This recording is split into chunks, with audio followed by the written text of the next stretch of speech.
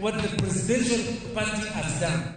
Jopur niang maimbo mar Kenya ogolo ywak ka owacho ni chungo chenro mag rego niang e kembe mag sukari dhi weyogi kod midhiero maduong' ni mar yuto margi ni kuom niang. Jopur olero ni gin kod niang mosetegno kendo giikore mar rego gi nikech yuto margi nyalo biro rochore mokalo. Kata kamano chung mar rego niang sukari kidek medo hinyogi. Giywago rochruok mar lwasi mar tich ne jogo mapidho familia kokalo e tije mapile ka pile mabiro koda pur niang.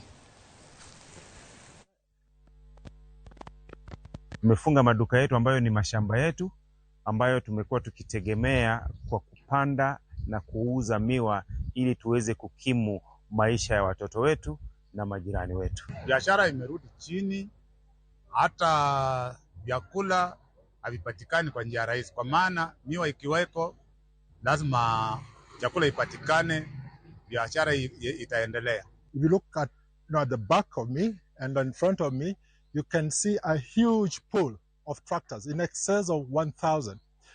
If you look on the other side, again, the same number of the hauling trucks in excess of 1,000. What that translates into insofar as human capital is concerned, each tractor is actually manned by 3 members of staff. That is 1 driver and 2 assistants. And the same applies to the trucks. So you are talking about 3,000 jobs potentially to be lost. Kembe mandiko